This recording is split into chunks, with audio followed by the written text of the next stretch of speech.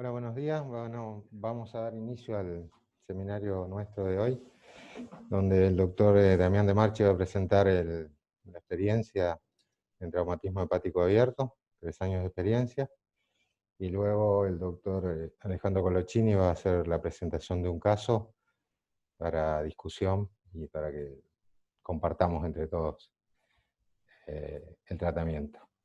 Adelante, Damián. Hola, ¿qué tal? Buenas tardes. Mi nombre es Damián Esteban de Marchi. Soy ex jefe residente del Hospital Clemente Álvarez de acá de la ciudad de Rosario, Santa Fe. Como dijo el doctor López, hoy vamos a estar, ¿no es cierto?, tratando el tema que es el traumatismo no operatorio, en el trauma hepático abierto puntualmente, y vamos a compartir con ustedes 3 años de experiencia de nuestro hospital. Para hacer una introducción, quiero comentarles cómo desarrollamos la búsqueda bibliográfica. Usamos una búsqueda científica, el PubMed, y también buscamos en diversas revistas, ya que las publicaciones que existen actualmente son muy escasas.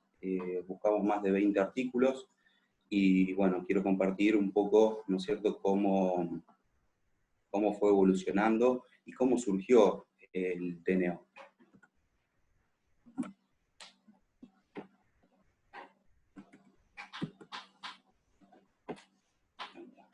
Bueno, previamente quiero comunicarles que el manejo del traumatismo hepático es multidisciplinario. Es muy importante que todos los interventores estén a la altura de las circunstancias, porque un error el paciente lo puede pagar muy caro. Bueno, y otra cuestión que quiero tener en cuenta ya de arranque es que siempre se debe considerar como primera opción el traumatismo no operatorio. Esto ya fue consensuado y lo vamos a ver más adelante. Vamos a ver un poco, ¿no es cierto?, de lo que le estaba comentando recién. Es una publicación que se hizo en Helsinki, Finlandia, sobre la historia del TNO. Burns, en 1870, reseca una porción lacerada de hígado por una herida de arma blanca, una herida de bala, perdón. En 1879, Buchard usó el packing para detener una hemorragia por una lesión hepática. En 1908, Pringle describe la técnica de packing perihepático, y Lucas analizó 3 periodos particulares entre 1969 y 1970, otro periodo en 1981 y 1982, y el otro en 1997-1998. Los primeros 2 periodos, ellos realizaron siempre la laparotomía, y en el último periodo, de 1997 y 1998, manejaron, ¿no es cierto?, pusieron en práctica el tratamiento no operatorio, con lo cual de 65 pacientes solamente 9 requirieron cirugía. Pero esto va de la mano por un descubrimiento, lo que hizo Hanfield, que desarrolló el tomógrafo. O sea, en 1967, esto fue la piedra fundamental para el TNO. Hoy por hoy se sabe que es la principal técnica o herramienta diagnóstica para los pacientes que tienen un trauma abdominal, que están hemodinámicamente estables, y ha reemplazado por completo al histórico lavado peritoneal diagnóstico. Estos también fueron unos trabajos que se realizaron en la Universidad de Wayne y en la Universidad de Louisville, que ahí están marcados en rojo. Después de la década del 80, empezaron a realizar el TNO hepático, y con buenos resultados. Entonces esto fue avanzando. Por eso quiero traer también un trabajo que se realizó en la ciudad de Juárez, en México, en donde hablan también del trauma hepático por heridas cortopunzantes y por heridas de arma de fuego, y mostraron su experiencia. Este trabajo fue un trabajo prospectivo y comparativo que se realizó en el Hospital General de la ciudad de Juárez, México, en el año 2011. Analizaron el manejo de las lesiones hepáticas por trauma penetrante en un hospital de trauma particularmente que no tenía tomógrafo. Con lo cual, ellos cuentan su experiencia y en el 70% de los pacientes las lesiones más frecuentes fueron lo que ningún cirujano de trauma quiere tener en su paciente, ¿no es cierto? Una lesión de intestino delgado, de estómago o de colon, y que pasen por ello desapercibida. Con lo cual, ellos lo que recomiendan, al no tener tomógrafo y basaron toda su experiencia con la ecografía, que el tratamiento establecido para este tipo de paciente tiene que ser quirúrgico, conservador del órgano. Entonces, como conclusión, este trabajo demuestra que sin tomografía no se puede realizar el TNO.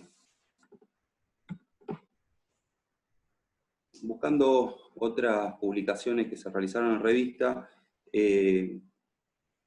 encontré un trabajo que se realizó en la ciudad de Colombia, en Medellín, también el manejo no operatorio de las heridas abdominales por arma de fuego basado en la tomografía computada. Entonces, este estudio fue publicado en el 2018, fue un estudio observacional, prospectivo, que se realizó desde enero del 2011 hasta diciembre de 2015. La imagen pertenece al Hospital San Vicente de Medellín. En este trabajo se incluyeron 62 pacientes de un total de 276 con heridas de arma de fuego abdominales. Entonces ellos tomaron criterios de exclusión para poder sacarlo del TNO. La inestabilidad hemodinámica, o el paciente que no responde a la reanimación inicial, o sea, también se considera inestable hemodinámico. Signos de irritación peritoneal, que como vamos a ver más adelante, es fundamental el tema de la clínica. Pero no me quiero adelantar y quiero comentar brevemente cada uno de estos trabajos que fueron publicados para poder transmitírselo. El sangrado gastrointestinal, la salida del contenido intestinal o la bilis por la herida, evisceración, condiciones asociadas, por ejemplo, si el paciente está anticoagulado, o que directamente el abdomen no puede ser evaluado, como acá da algunos ejemplos, el trauma cráneoencefálico, raquimedular, intoxicaciones o alteraciones del estado de conciencia. Hago hincapié en este último ítem porque, como van a ver más adelante, esto también fue discutido nuevamente y se llegó a un nuevo consenso. Entonces, ¿ellos qué evalúan en la tomografía? Ellos lo que evalúan es el trayecto del proyectil, o sea, el vector, si hay o no hay líquido libre, en dónde está ese líquido libre y si afecta a los 4 cuadrantes. Neumoperitoneo, también tienen en cuenta el tema de las lesiones de mesenterio, para justamente no tener lesiones inadvertidas, hueca, lesiones de órganos sólidos, lesiones de órganos huecos, y acá hacen hincapié en que hay que tener en cuenta el engrosamiento de más de 5 milímetros del intestino y la extravasación de contraste oral. Sí, contraste oral, porque como vamos a ver, este trabajo fue realizado justamente con triple contraste. Ellos también tienen en cuenta el tema de la vía urinaria y los fragmentos del proyectil, porque a veces no se condicen con el vector principal y pueden afectar otros órganos, y volviendo a hacer hincapié, ellos resaltan el tema de las lesiones inadvertidas. Entonces, como les estaba comentando recién, el estudio ideal que ellos sugieren es que la tomografía sea con triple contraste. Bueno, entonces vamos avanzando, y en la última actualización que traigo, ¿no es cierto?, a este trabajo, es el World Journal of Emergencies Surgery, que se realizó, ¿no es cierto?, ahora la publicación en el 2020. Esta publicación hace hincapié, ¿no es cierto?, en la clasificación del paciente. Hay que tener en cuenta que ellos utilizan el WES, que también lo asocian con el trauma hepático junto con lo que es la clasificación de la Asociación Americana de Cirugía de Trauma, en el contexto del paciente en su estado hemodinámico. Entonces ellos lo catalogan en 3 tipos, en un tipo leve, moderado y severo. Entonces, acá explico básicamente cómo son, de alguna manera, la comparación de cada no me sale la palabra, cuando es leve, cada estado. Cuando es leve, en el WES es grado 1, en la Asociación Americana es el grado 1-2, y el paciente tiene que estar estable hemodinámicamente. Después ellos consideran el estado moderado, cuando tiene un WES grado 2, el de la Asociación Americana grado 3, y el paciente sigue estable. Ahora viene el más importante, que es el paciente que tiene un estado severo, y ellos lo clasifican con el WES 3, WES grado 4, y hay que tener en cuenta que el paciente puede estar inestable hemodinámicamente, y este es el momento de tomar decisiones que probablemente terminen con un tratamiento conservador. Basado en la experiencia de la clasificación, se sugieren 2 algoritmos que son para el manejo. Uno para el paciente que va a continuar con el tratamiento no operatorio, y otro con el paciente que de alguna manera va a ser operado.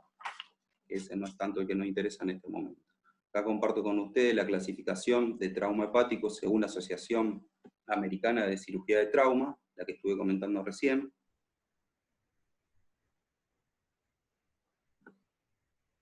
Y, bueno, acá viene el protocolo. Es algo a simple vista bastante complejo, pero en realidad no es tan así. Entonces ellos lo dividen directamente en el paciente que está hemodinámicamente estable y en el paciente que está hemodinámicamente inestable. El paciente que ingresa hemodinámicamente inestable le hacen un ECOFAS, y si es positivo, directamente va a terminar en una cirugía. Entonces ellos en su mayoría lo que hacen es trabajar con el paciente estable hemodinámicamente y le hacen la tomografía con contraste. En la tomografía, fue algo de lo que estuvimos comentando anteriormente, si tiene otras indicaciones de la laparotomía, directamente va a cirugía, obviamente no se puede realizar el TNO, y después utiliza la clasificación que comenté recién. Si son leves, moderadas o graves, ellos lo que buscan en la tomografía es, en este caso, si hay algún aneurisma o un blush, o sea, un sangrado activo. Si existe el sangrado activo, lo que se hace es una angioembolización, y si esta angioembolización es inefectiva, el paciente va a terminar en cirugía. Ahora, si la angioembolización es efectiva, el paciente sigue en control clínico, con seguimiento también de laboratorio, y una nueva imagen en 48 horas. Entonces, bueno, básicamente es lo que les quería comentar sobre este algoritmo.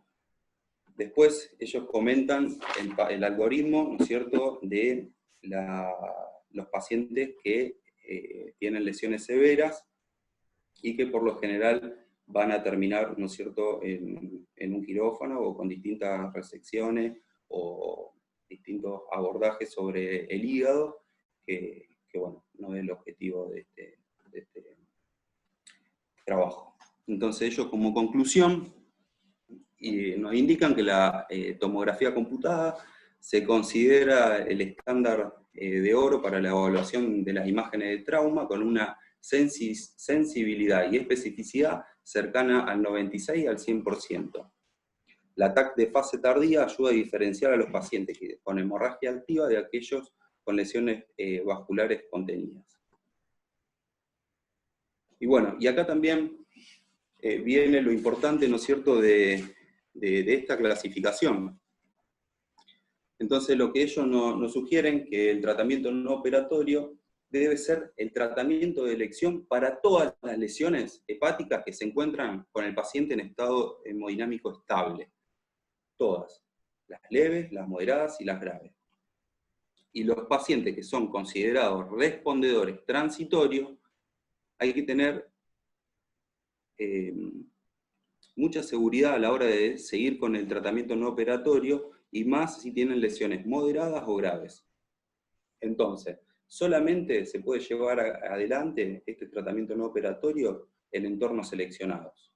Entonces ellos comparten con nosotros todos los requisitos que son importantes, ¿no es cierto? Que creo que ningún cirujano de trauma, si no cuenta con todo lo que le estoy compartiendo en este momento con ustedes, no va a poder llevar nunca adelante un tratamiento no operatorio, o no se les ocurriría ni en lo más mínimo.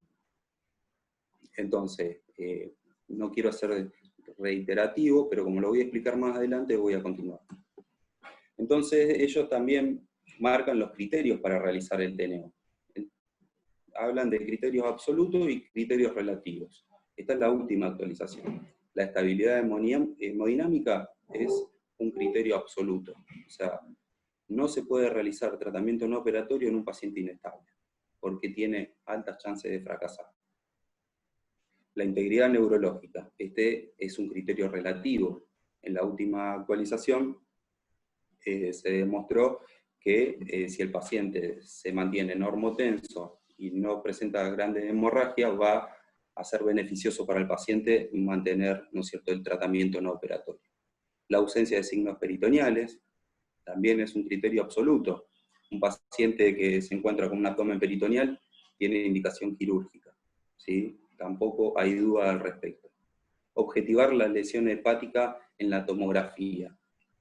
Ellos lo que hacen justamente es la clasificación por la Asociación Americana de Trauma, y después de eso, como ya lo expliqué anteriormente, lo van clasificando.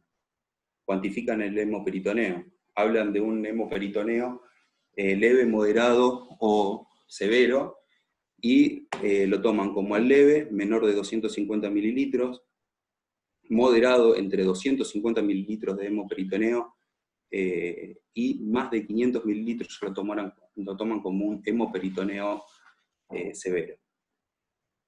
La cantidad de transfusiones sanguíneas, descartar las lesiones asociadas, la ausencia de una hemorragia activa, la edad del paciente, también hacen hincapié en eso, porque los pacientes de más de 65 años tienen 2,5 veces más posibilidades de fracasar el TNO, eso está demostrado, pero no por ello se va a cambiar la indicación. El paciente, la indicación es clara, todos tienen que hacer TNO en el trauma cuando están estables.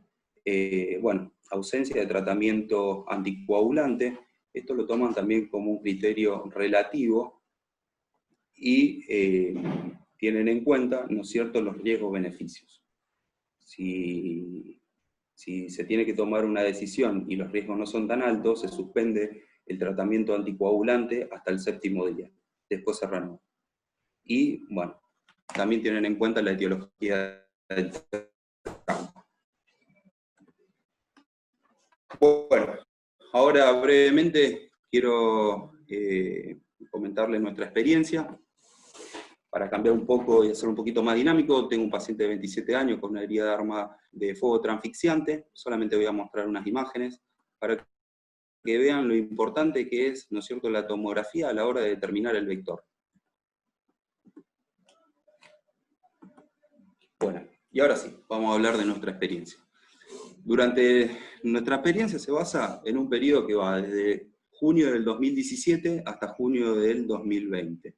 El total de TNO hepático fueron 120 pacientes, de los cuales cerrados fueron 96 y abiertos fueron 24 pacientes. ¿Qué tipo de proyectil o el tipo de trauma que tuvimos? Fueron 50% y 50% herido de arma blanca y herido de arma de fuego. El sexo predominante fue el masculino. Tuvimos una sola paciente femenina con TNO. Durante este periodo tuvimos un promedio de edad de 27 años, con un rango que va de los 18 a los 46 años. Un promedio de 9 días de internación, con un rango que va de los 5 días hasta los 24. No tuvimos mortalidad y una morbilidad del 4,1% debido a neumonía, bilioma y colecciones intraabdominales. Entonces, de alguna manera les quiero mostrar o compartir con ustedes el protocolo que nosotros utilizamos habitualmente y cómo es el manejo nuestro. Recordemos que siempre en el abierto, no estoy hablando del trauma cerrado. Bueno, siempre tenemos que tener en cuenta el tipo de ¿no es cierto?, de trauma que tenemos enfrente. No es lo mismo un paciente que tiene una única herida hacia el hígado o tiene varias, que pueden ser cuerpo extraño, o pueden ser proyectiles después de una explosión, que no tuvimos casos nosotros, pero tenemos mucho en cuenta el tema de si es una herida de arma de fuego, que en realidad lo puse al revés, me estoy dando cuenta, es de alta energía, y el de herida de arma blanca es de baja energía. Entonces, eso con respecto al tipo de trauma que tenemos. Después nos enfocamos en el paciente. Nosotros tenemos que tener sí o sí un paciente, que esto es un consenso mundial, que tiene que estar estable o compensado, con ausencia de signos peritoneales y distensión abdominal. La distensión abdominal es un signo tardío, pero también no por ello no es menos importante. El tema de la edad, como estuve también comentando, el paciente mayor de 65 años, hay que tenerlos en cuenta, porque tiene muchas comorbilidades también. La ausencia de tratamiento anticoagulante, ¿sí? Y las lesiones asociadas. Las lesiones asociadas son relativas, ¿no es cierto? Porque tenemos un traumatismo de cráneo, una lesión medular, neumotórax, hemotórax, laceración pulmonar, laceración renal, suprarrenal, de la vía urinaria, ¿sí? Pero lo que más tenemos que hacer hincapié, y es lo que realizamos acá en el Clemente Álvarez, es con respecto a la clínica y al seguimiento del paciente. Van de la mano de lo que es el hematocrito de ingreso y el número de transfusiones. ¿Sí? Nosotros transfundimos una unidad de glóbulo rojo, una de plasma y una de plaquetas. Bueno, con respecto a la tomografía, lo que más hacemos hincapié son en que no se nos pasen lesiones asociadas, ¿sí? Y descartar sobre todo la lesión de la víscera hueca, ¿sí? El grado de lesión hepática y el vector. Esto es muy, muy importante, ¿no es cierto?, para determinar no solamente el grado de lesión, sino también cuánto tenemos de tiempo para llevar al paciente al quirófano. Bueno, con respecto al blush y el pseudoneurisma, lo vamos a desarrollar un poquito más adelante. Tenemos en cuenta el hemoperitoneo y el neumoperitoneo, la lesión diafragmática, que si bien es infrecuente, pasa también desapercibida, y la rarefacción de la grasa mesentérica por el tema de la lesión de víscera hueca. Entonces, ¿cómo hacemos nosotros el seguimiento? Tenemos siempre en cuenta la evaluación clínica. Siempre tratamos de que sea el mismo cirujano que lleve adelante este control. Se hace cada 2 primeras 24 horas. Por lo general, sí se puede, dependiendo de la disponibilidad del hospital, se hace en la unidad de cuidados críticos o en la terapia. El tema del hematocrito de control también es muy importante. Se lo hacemos al ingreso a las 6 horas, 12 horas y 24 horas. Y después lo repetimos cada 24 horas. Nosotros nos basamos mucho en la ecografía, por eso entre las 6 y las 12 horas de ingreso, más allá de que ya tiene una tomografía, le realizamos una ecografía para tener como parámetro, ¿no es cierto?, para los distintos controles que se van a realizar a las 48 horas o dependiendo de la clínica del paciente. Como también depende de la evolución clínica y ecográfica, vamos a solicitar una tomografía, que por lo general puede estar entre el 5º y el 10º día de internación. Entonces, una vez que ya hablamos un poco de cómo es el protocolo nuestro, vamos a pasar a hablar de las complicaciones del tratamiento no operatorio. ¿Y cuáles son, en su orden, las más frecuentes? Vamos a empezar hablando, ¿no es cierto?, de la hemorragia, que si bien es tardía, es menos del 8%, es la causa más frecuente de mortalidad y se da entre las primeras 72 horas. Es muy importante también determinar si hay un aneurisma, porque si el paciente está estable, puede ir a hemodinamia, y es el momento justamente de realizar el tratamiento. Porque si pasa desapercibida un pseudoaneurisma, ya después, evolucionado, es más difícil la resolución por el servicio de hemodinamia. Y obviamente, si el paciente se inestabiliza, va a ir a cirugía. Otra de las complicaciones del manejo del tratamiento no operatorio es la fuga biliar o la hemobilia. ¿Sí? Esto va de la mano, ¿no es cierto?, de lo que son las fístulas, o el bilioma, o el bilio-peritoneo tantemida. La resolución en nuestro servicio es percutáneo a través de PICTEI. Se tiene en cuenta también realizar la CPRE con la evaluación en conjunto del servicio de gastroenterología, ya que el paciente no tiene una vía biliar dilatada, entonces nos encontramos con una vía biliar fina y es dificultoso a la hora de colocar un stem. Entonces, lo que de alguna manera está consensuado, si se llega a necesitar, es hacer una papilotomía. Y otra resolución que hay que tener en cuenta puede ser la videolaparoscopía exploradora, y bueno, hay algún ítem que vamos a hablar más adelante también. Otra de las complicaciones son los abscesos hepáticos. Estos abscesos son bastante frecuentes, también son complicaciones tardías, y pueden encontrarse intrahepáticos, subfrénicos o subhepáticos. Y la resolución siempre va de la mano de antibiótico-terapia y drenaje percutáneo. El hemoperitoneo es otro tema que nosotros también tenemos en cuenta. ¿Por qué? Porque el hemoperitoneo, más allá de su clasificación en leve, moderada o severa, es muy importante controlar, ¿no es cierto?, que tenga una evolución normal y que sea reabsorbido entre el día 7º y el día 10º. Con lo cual, si este se encuentra en aumento y no tiene una evolución esperada, la resolución podría llegar a plantearse hacer una videolaparoscopía, que también entramos en una discusión que lo vamos a charlar al finalizar esta presentación, porque algunos lo interpretan como si se terminara el TNO, y nosotros lo presentamos como un complemento del tratamiento no operatorio. Entonces, ¿qué otra complicación podemos tener? Los abscesos intraabdominales. Nadie discute cuando son más de 3 centímetros y el paciente presenta clínica asociado a fiebre, malestar abdominal, la resolución va a ser con punción y antibiótico-terapia dirigida al cutivo.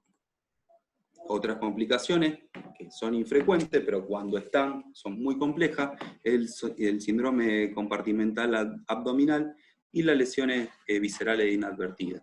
Muchas veces la herida de arma de fuego genera una contusión y no tenemos una repercusión clínica inmediata, sino en la evolución del tercer, cuarto día nos encontramos con estas dificultades y el paciente requiere una cirugía.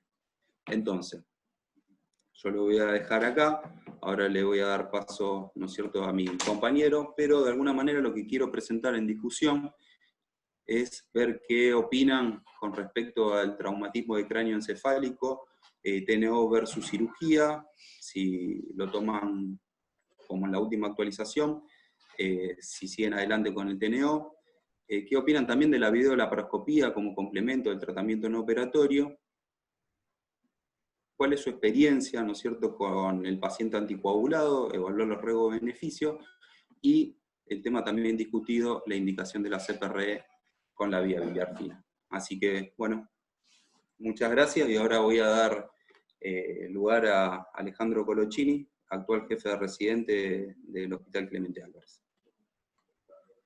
Buenas tardes a todos, mi nombre es Alejandro Colochini, soy actual jefe de residentes del Servicio de Cirugía General del Hospital de Emergencias Dr. Clemente Álvarez. Voy a hacer presentación de un caso, del último caso que tuvimos, de tratamiento no operatorio de una lesión hepática por una herida de arma de fuego.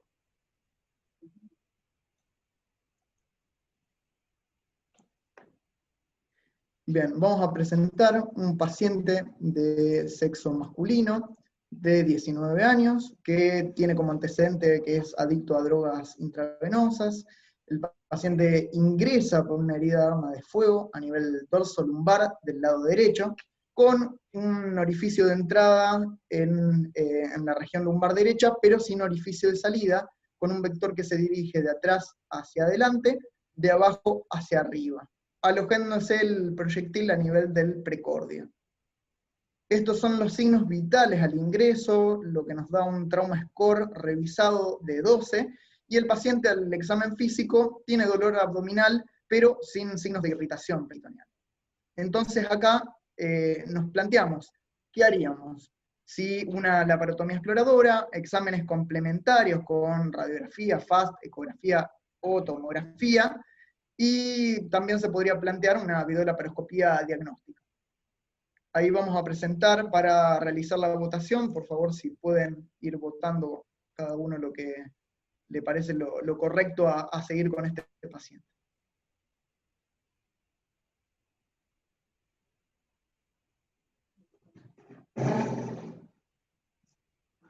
Bien.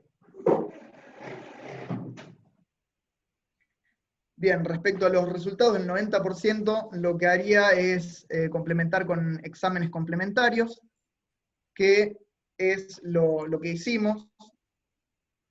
Se hizo una radiografía, previamente se hizo un FAST, en donde no se evidenció derrame pericárdico, sí se evidenció líquido libre a nivel perihepático y en fondo de saco de Douglas. Esa es la radiografía donde se ve el proyectil en el precordio, sin neumotórax y sin derrame pleural en este estudio. Se realiza a continuación la tomografía, porque el paciente continúa estable hemodinámicamente. Se observa una contusión pulmonar a nivel derecho, en el lóbulo medio, asociado a escaso derrame pleural, con una laceración hepática, que es la que se muestra en la imagen, grado 4 en segmentos 6, 7 y 8, sin signos de sangrado activo. Y también se evidencia una laceración renal derecha, grado 3, en polo inferior, sin compromiso a nivel del esqueletor. Tiene líquido libre perihepático en parietocólico derecho y también en fondo de saco de Douglas. A continuación se hace el ecocardiograma, en donde el estudio está dentro de los parámetros normales y no se observa derrame pericárdico. A partir de esto planteamos cuál sería la opción a seguir. Si tratamiento no operatorio con seguimiento imagenológico, nosotros lo que realizamos habitualmente es ecografía cada 48 horas, y previamente se hace una ecografía de inicio, a partir de la cual se empieza a realizar este tipo de estudio de control, tratamiento quirúrgico conservador, videolaparoscopía exploradora o avenamiento pleural del lado derecho.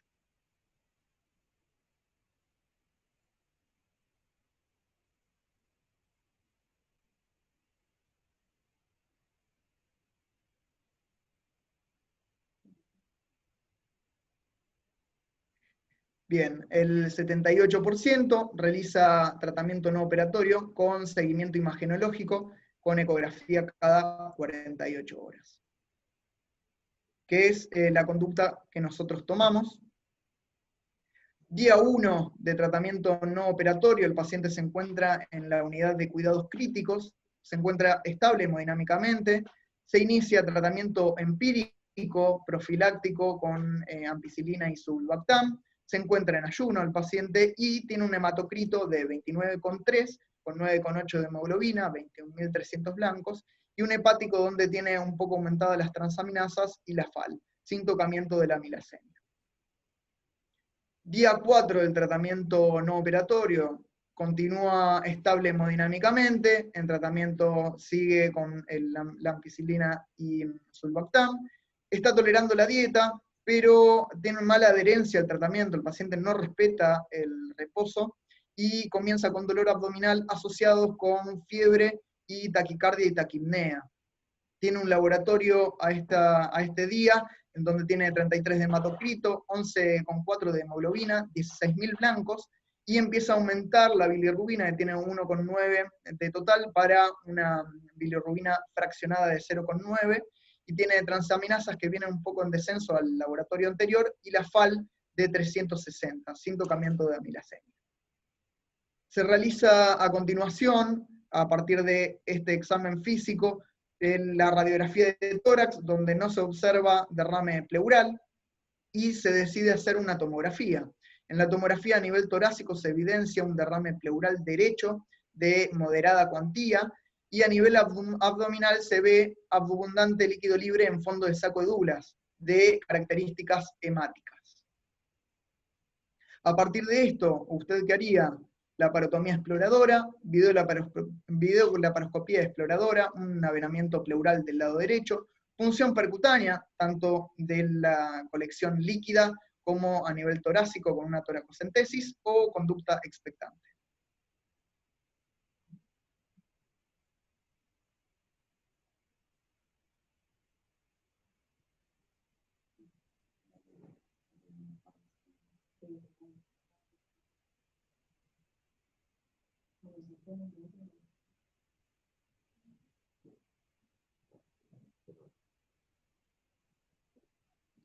Bien, la mayoría eligió, el 42%, videolaparoscopía exploradora.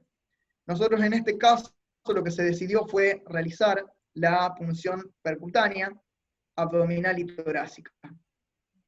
Se realiza la punción abdominal del líquido libre en fondo de saco de Douglas, sin drenaje de tipo pigtail, y se va a hacer también una toracocentesis, donde se obtienen 100 mililitros serosos con cultivos definitivos negativos.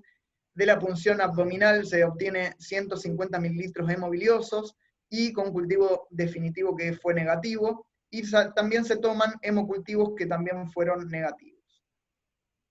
¿Usted qué haría a partir de estos resultados? Laparotomía exploradora más avenamiento pleural, videolaparoscopía exploradora más avenamiento pleural, drenaje percutáneo abdominal o conducta expectante.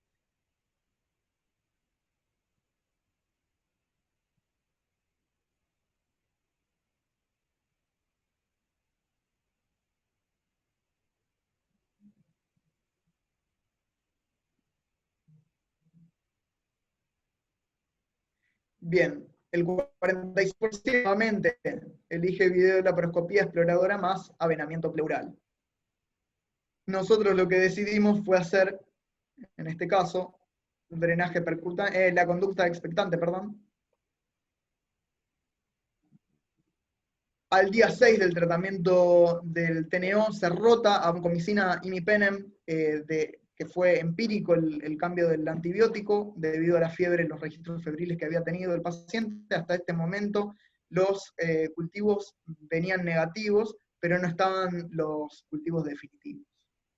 Pasamos al día 11 del tratamiento no operatorio, seguimos en la sala general, sigue con tratamiento empírico con vancomicina y imipenem. El paciente estaba tolerando la dieta y comienza con dolor abdominal y vómitos. A este día ya el laboratorio tiene 28,7 de hematocrito, 9,7 de hemoglobina, 13.000 blancos, con la bilirrubina que viene en leve descenso respecto al anterior. Las transaminasas también descendieron, y la FAL en aumento con 649, amilasemia que se mantiene siempre en resultados bajos. Se decide realizar una tomografía, estamos al día 11 de tratamiento no operatorio, donde se ve a nivel torácico condensación parenquimatosa basal posterior derecha, con escaso derrame pleural, y a nivel abdominal lo que se observa es una colección líquida perihepática que impresiona tomar íntimo contacto con el marco duodenal, en primera y segunda porción duodenal. A partir de este hallazgo, ¿usted qué haría? Laparotomía exploradora, videolaparoscopía exploradora, drenaje percutáneo abdominal, una CPR o una combinación de estas dos últimas.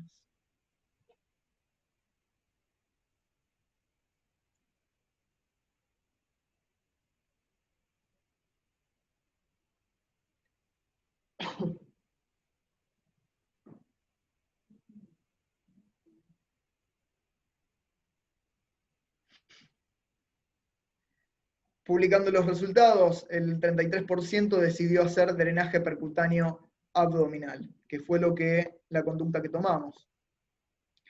Nos encontramos en día 12 del tratamiento no operatorio, se coloca un drenaje percutáneo abdominal tipo pigtail, número 10 French, a nivel de la colección perihepática posterior derecha, con un débito de 500 mililitros que es bilioso.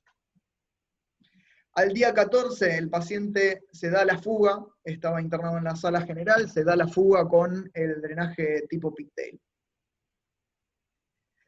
Día 16 del tratamiento no operatorio, el paciente retorna del centro de salud, lo envían por un cuadro de 48 horas de evolución, con vómitos que no fueron constatados en el nosocomio, sí el paciente estaba afebril, sin dolor abdominal, y los vómitos obviamente no se constataron. Se retoma el tratamiento con vancomicina e imipenem, que continúa empírico hasta el momento, los cultivos eran negativos, y el débito del pigtail era negativo. Con esta clínica, ¿usted qué haría? Ecografía, tomografía axial computada, tomografía más drenaje percutáneo, una videolaparoscopía exploradora.